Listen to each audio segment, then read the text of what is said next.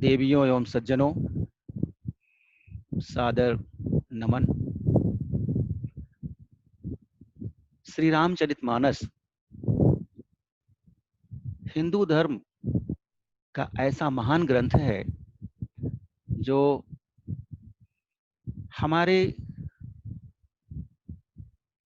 दैनिक जीवन में आने वाली अनेक समस्याओं का समाधान प्रस्तुत करता है। गोस्वामी तुलसीदास जी महाराज द्वारा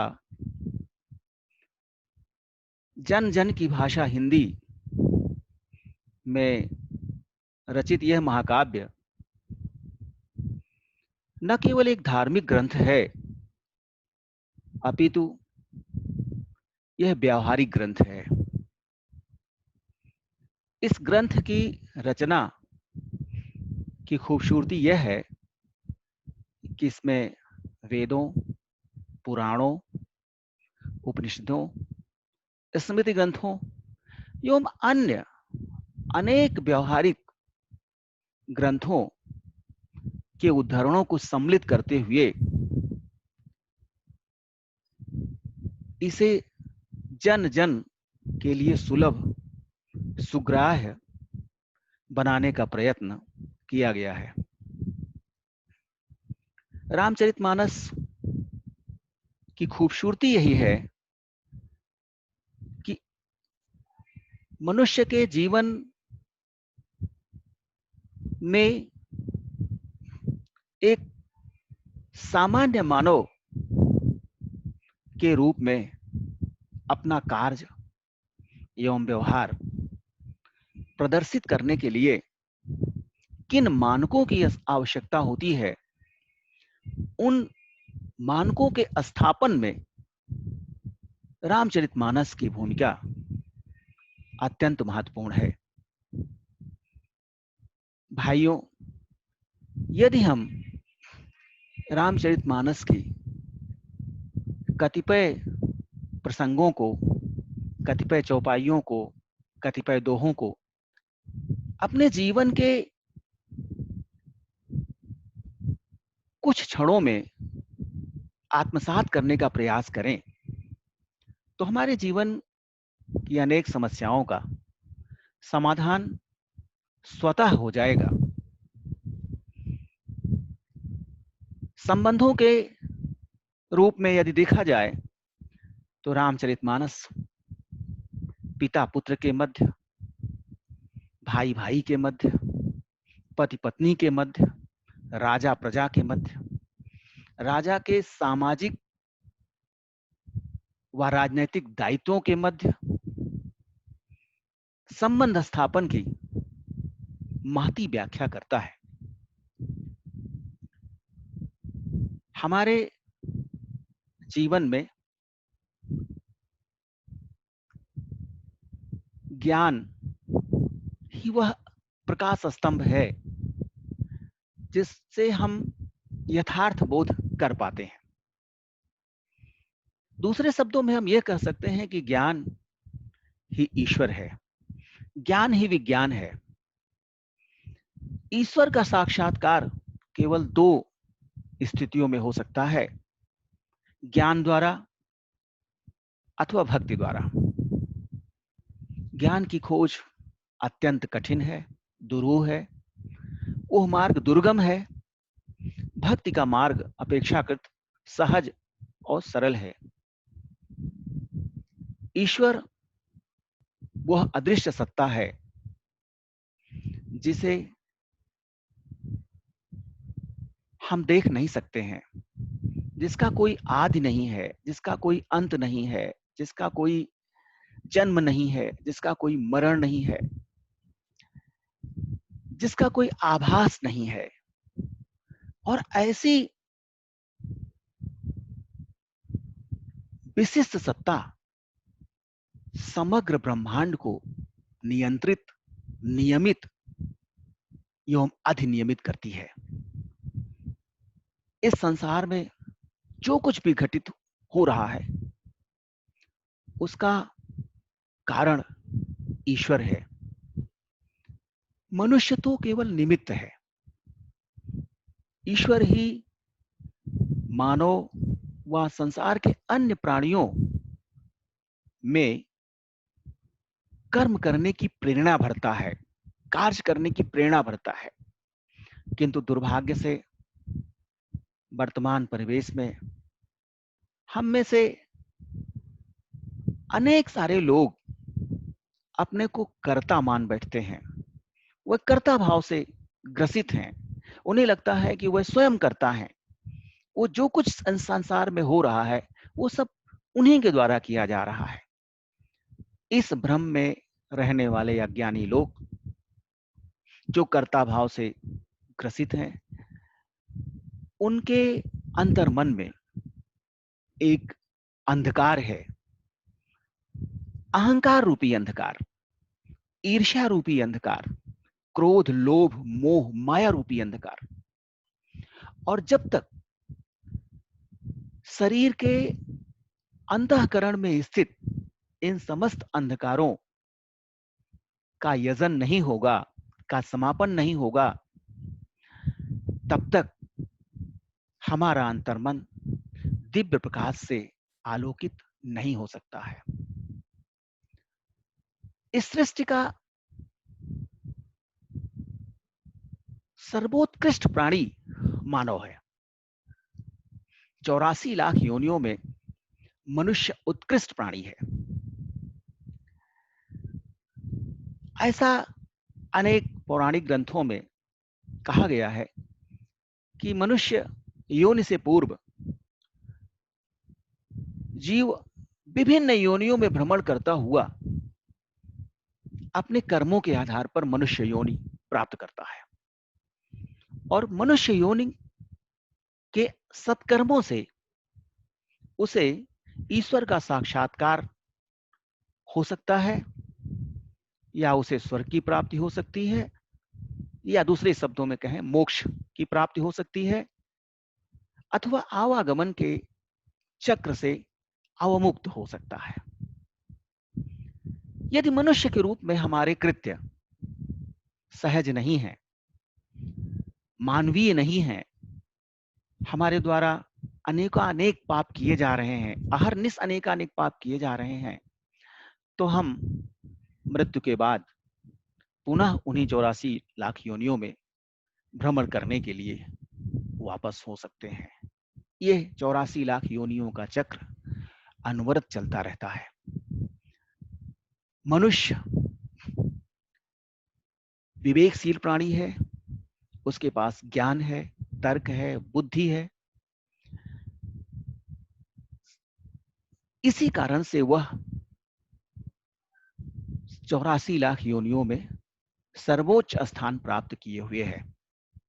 उसे न केवल इस पृथ्वी लोक पर अपने कृत्यों से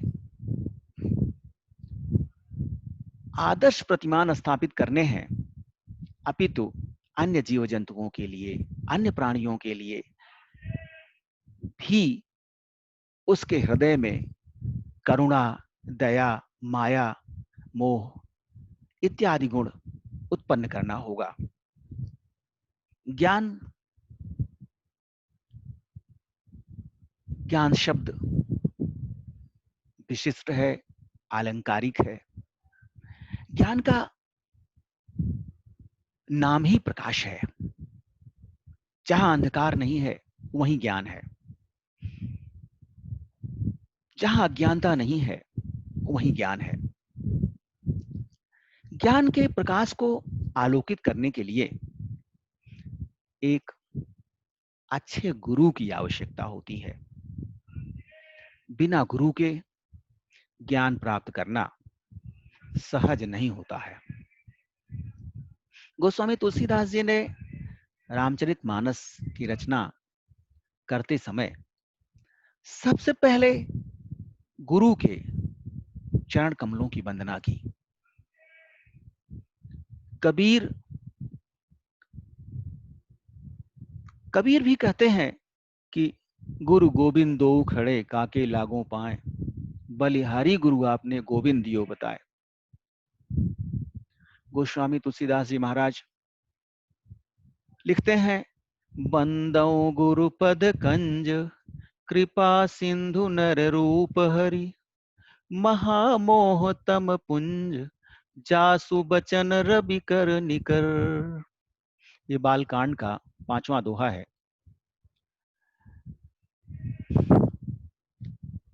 भाव यह है कि सर्वप्रथम गोस्वामी जी ने रामचरित मानस की रचना से पूर्व गुरु के चरण कमलों की वंदना की है, जो कृपा के समुद्र हैं, कृपा के सागर हैं और मनुष्य के रूप में साक्षात भगवान हैं, जिनकी वाणी मोह रूपी घने अंधकार एवं माया रूपी मृगतृष्णा को समाप्त करने में सूर्य की किरणों के समान है।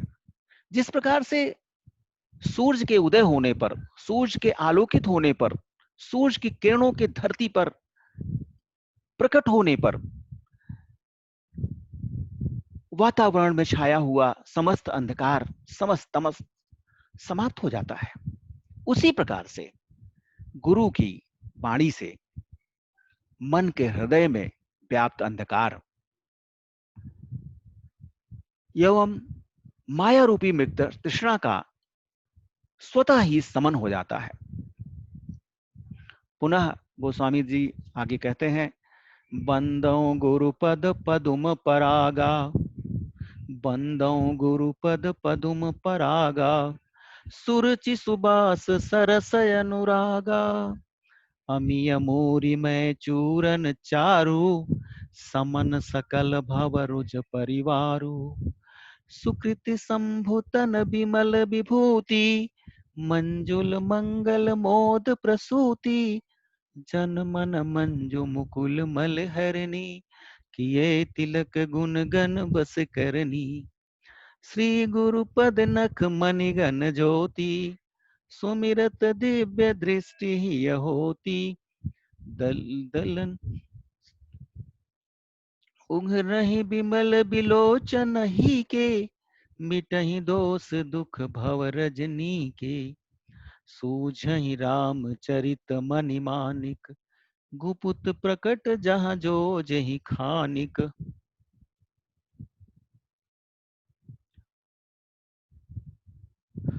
मैं गुरु के कमलवत चरणों के नीचे जो लगी हुई धूल है उसकी वंदना करता हूं। जो रज कण, जो धूल कण गुरु के चरण के निचले हिस्से में लगे हुए हैं, पृथ्वी पर स्थित रज जो धूल है गुरु के जो चरणों में लगी हुई है, वो सुंदर, सुगंधित एवं प्रेम रूपी रस से परिपूर्ण है।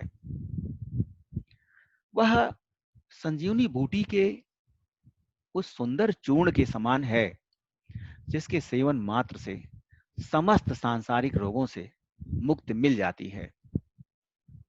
गुरु के चरणों की धूल सज्जन एवं पुण्यात्मा मनुष्य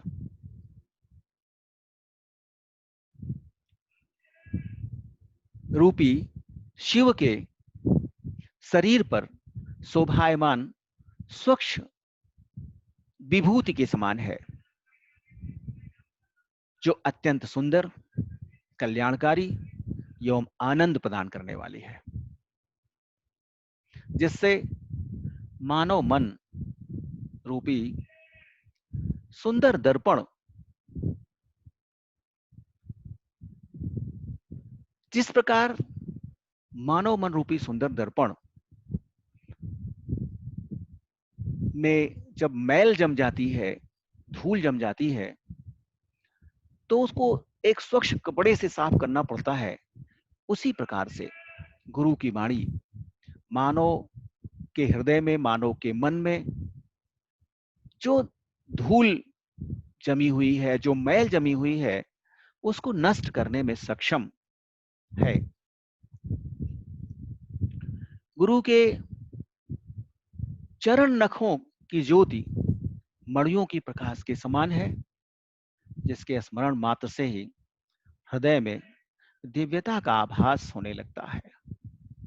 वह दिव्य प्रकाश अज्ञानता रूपी अंधकार को समूल नष्ट करने वाला है। ऐसे प्रकाश से आलोकित व्यक्ति दिव्यता को प्राप्त कर लेता है। गुरु के सद्वचन रूपी अमृत जब मनुष्य के शरीर में प्रवेश करते हैं तो उसके हृदय के निर्मल नेत्र स्वतः खुल जाते हैं। संसार के समस्त दुखों का समन हो जाता है, समापन हो जाता है। अर्थात गुरु वह शक्ति है, वह ऊर्जा है जो मनुष्य के रूप में हमारे समक्ष उपस्थित है। और एक अच्छा गुरु हमें ईश्वर से साक्षात्कार कराने की पूरी सामर्थ्य रखता है। गोस्वामी तुलसीदास जी महाराज गुरु की वंदना में आगे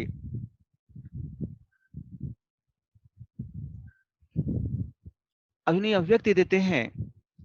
गुरु पद रज मृदु मंजुल अंजन, नयन अमीय दृघ दोष विभंजन, तेहि करि विमल विवेक विलोचन, बरनौ रामचरित भव मोचन।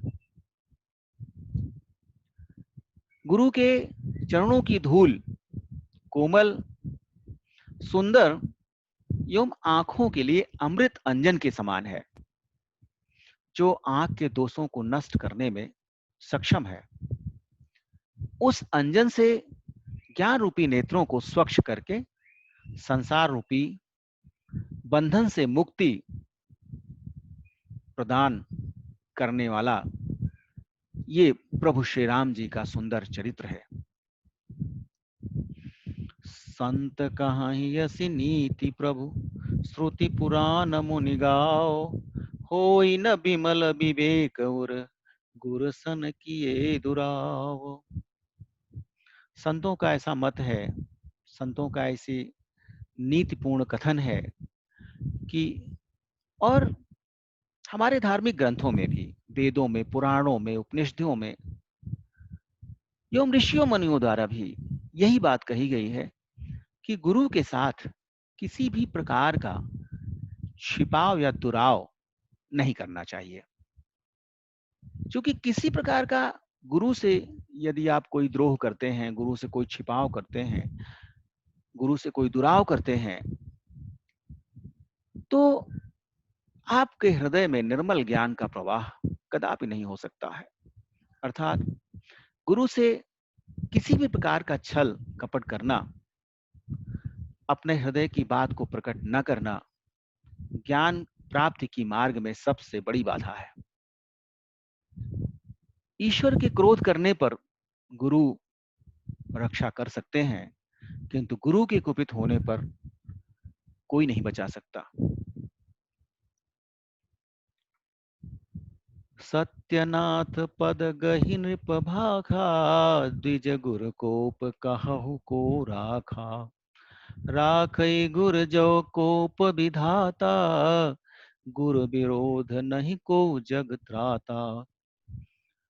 ब्राह्मण अर्थात ज्ञानी एवं गुरु के क्रोध से कोई रक्षा नहीं कर सकता है। एक बार यदि ईश्वर अप्रसन्न हो जाए, ईश्वर क्रोधित हो जाए, तो गुरु रक्षा कर सकते हैं, किंतु गुरु के क्रोध से कोई भी रक्षा नहीं कर सकता है। ब्रह्मा के कुपित होने पर गुरु की कृपा से रक्षा हो सकती है। गुरु के कृपा एवं उनके संकेत मात्र से बड़े से बड़ा काम सफल हो जाता है। प्रभु श्री राम जी के विवाह का एक प्रसंग है, जिसमें प्रभु श्री राम जी सीता स्वयंवर में भाग लेने के लिए जनकपुर गए हुए हैं, और जनकपुर में गुरु विश्वामित्र के साथ वह पधारे हुए हैं। महाराज जनक की सभा में अनेक राजा महाराजा, वीर, शक्तिशाली, यक्ष, मानव, दानव, दैत्य, गंधर्व सभी उपस्थित हैं। सब अपने अपने तरीके से धनुष को उठाने का प्रयास करते हैं, किंतु विफल हो जाते हैं। कोई भी योद्धा, कोई भी वीर तिल भर धनुष को नहीं उठा पाता है। प्रभु श्री राम जी गुरु की आज्ञा लेकर के धनुष तोड़ने हेतु उठते हैं।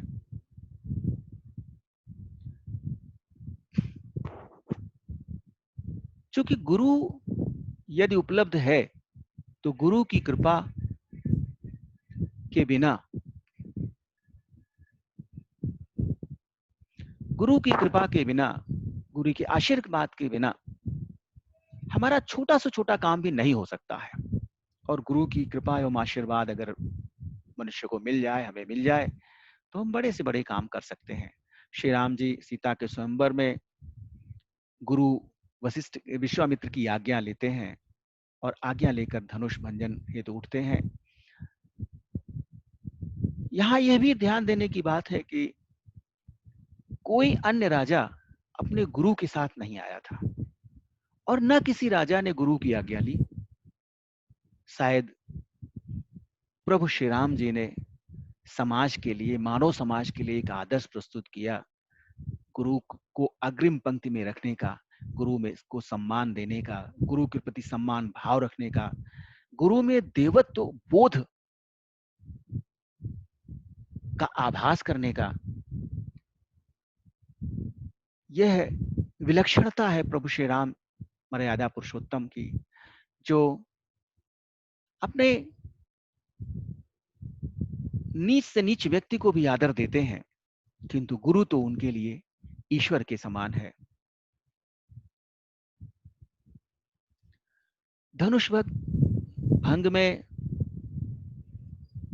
आए हुए समस्त राजा अपने अहंकार में डूबे हुए हैं, वह गुरु कृपा से वंचित हैं। इसीलिए वह धनुष को रंच मात्र भी उठाने में सक्षम नहीं हो पाए।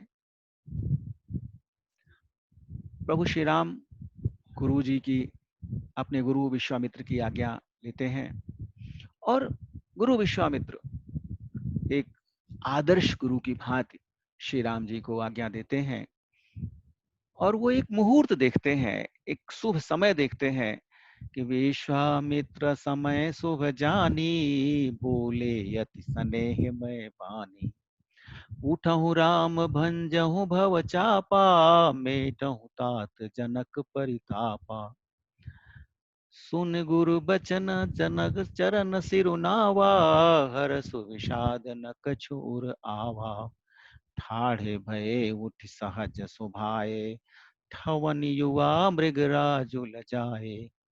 राजा जनक की पुत्री सीता के स्वयंवर में अनेक राजा महाराजा, दानव, देव, यक्ष, गंधर्व सभी आए हुए हैं, किंतु भगवान शंकर के धनुष को तोड़ने की सामर्थ्य किसी में नहीं है। श्री राम जी गुरु विश्वामित्र की आज्ञा एवं आशीर्वाद लेकर भगवान शंकर के चमत्कारी धनुष को सहज भाव से तोड़ देते हैं। गुरु के चरणों में अनुराग होने से अत्यंत कठिन कार्य भी सरलता पूर्वक संपन्न हो जाते हैं। तभी तो राम गुरु का स्मरण करते हैं। गुरहि प्रणाम मन ही मन कीन्हा, अति लाघव उठाई धनु लीन्हा। दम के उदामिनी जिमि जब लयऊ, पुनि नभ धनु मंडल सम भयऊ। श्री राम जी धनुष उठाने से पहले मन ही मन अपने गुरु को प्रणाम करते हुए धनुष को लाठी की भांति उठा लेते हैं और क्षण भर में धनुष को उसी प्रकार तोड़ देते हैं जिस प्रकार मदमस्त हाथी कमल की नाल को उखाड़ फेंकता है। जिस प्रकार मदमस्त हाथी कमल के डंडे को, कमल की नाल को उखाड़ फेंकता है। राजा जनक के मनोरथ को पूर्ण करने वाले प्रभु श्री राम के धनुष भंग की सूचना अयोध्या के महाराज दशरथ को दी जाती है। सूचना पाकर महाराज दशरथ अत्यंत प्रसन्न होते हैं और प्रसन्न होकर के वो रनिवास नहीं जाते हैं, अपनी रानियों के पास नहीं जाते हैं, सीधे गुरु के पास जाते हैं। ये है गुरु की महिमा, ये है गुरु की विशेषता, और ये है गुरु के प्रति सम्मान, ये है गुरु के प्रति समर्पण। महाराज दशरथ जब समाचार पाते हैं कि श्री राम ने धनुष भंग कर दिया है, सीता के स्वयंवर में वो विजयी हुए हैं, उस सूचना को सर्वप्रथम वो अपने गुरु, अपने कुल गुरु वशिष्ठ को देते हैं। तब उठ भूप वशिष्ठ कहूं दीन पत्रिका जाय, कथा सुनाई गुरहि सब सादर दूत बुलाई। महाराज दशरथ स्वयं गुरु वशिष्ठ को यह शुभ समाचार जाते हैं, कोई संदेश वाहक नहीं भेजते हैं। स्वयं ही महाराज चक्रवर्ती महाराज दशरथ हैं जो संदेशा भी भेज सकते थे, गुरु को बुलवा भी सकते थे, किंतु उन्होंने ऐसा नहीं किया। गुरु के सम्मान में वह स्वयं जाते हैं और जाकर गुरु को सूचना देते हैं। सुनि बोले गुरु अति सुख पाई, पुण्य पुरुष कहूँ महि सुख छाई। जिमि सरिता सागर महु जाहि, यद्यपि ताहि कामना नाही। तिमि सुख संपत्ति भी नहीं बुलाए, धर्मशील पर जाहि सुभाए। तुम गुर भी प्रधेनु सुर से भी, तसि पुनीत कौशल्या देवी। सुकृति तुम समान जग माही, भयो न है को होने नाही। तुम ते अधिक पुण्य बढ़ काके, राजन राम सरिस सुत जाके। भगवान श्री राम जी के धनुष जनकपुर में धनुष भंग की कथा सुनकर गुरु वशिष्ठ अत्यंत प्रसन्न होते हैं और पुण्यात्मा दशरथ जी से कहते हैं, महाराज दशरथ आप अत्यंत पुण्यात्मा हैं। किसी भी पुण्यात्मा व्यक्ति के लिए संपूर्ण पृथ्वी सुख प्रदान करने वाली होती है। जिस प्रकार विश्व की समस्त नदियां अनेक मार्गों एवं दिशाओं से चलकर समुद्र की ओर ही जाती हैं और समुद्र में अपने अस्तित्व को विलीन कर देती हैं, उसी प्रकार से जो दिव्य पुरुष होते हैं, पुण्यात्मा होते हैं, संसार के सुख, समस्त सुख ऐश्वर्य उनकी झोली में स्वतः ही समाहित हो जाते हैं, उनके पास स्वतः ही चले जाते हैं। यद्यपि समुद्र को नदियों की कामना नहीं होती है, समुद्र की अपनी मर्यादा है। कितना भी जल नदियां समुद्र में डाल दें, समुद्र के जल स्तर में वृद्धि नहीं होती है। अतएव समुद्र को नदियों के जल की अभिलाषा न होते हुए भी नदियां समुद्र में मिलकर अपने अस्तित्व को विलीन करना अपनी नियत समझती हैं। उन नदियों की यही नियति है, यही मंजिल है। वह उसी प्रकार से समस्त सुख एवं संपत्तियां बिना बुलाए ही धर्मात्मा पुरुषों के पास स्वयं आ जाती हैं। गुरु, ब्राह्मण, गाय एवं देवताओं की सेवा करने वाले महाराज दशरथ और पवित्र कौशल्या धन्य है।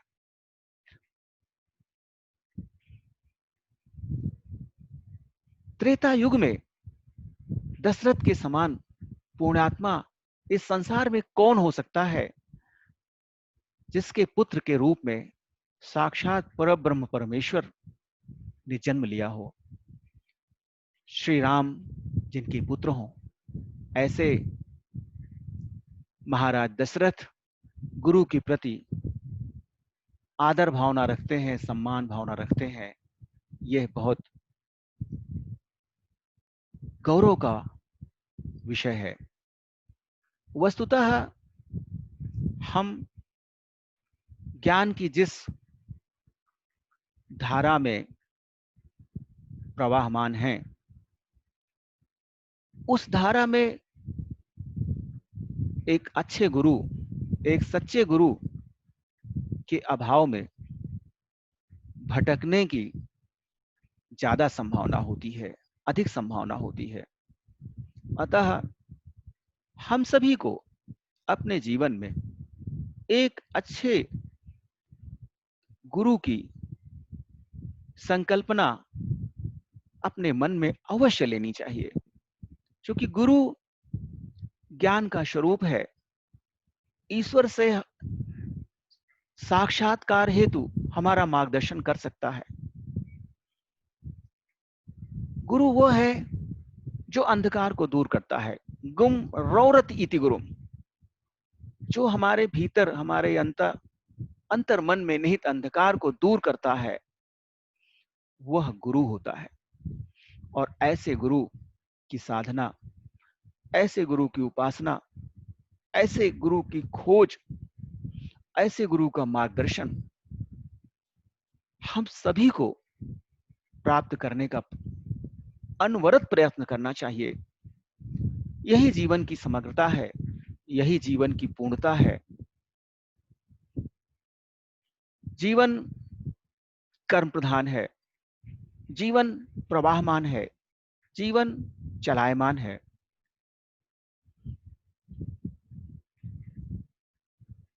हमारा जीवन गत्यात्मक है, यह सीधा सरल सपाट नहीं है। हमारे जीवन में अनेकों उतार चढ़ाव हैं, सुख दुख है, हानि लाभ है, जीवन और मरण है, माया मोह के बंधन है। इन विषम परिस्थितियों में किस प्रकार हम अपने को स्थापित करें एक मनुष्य के रूप में।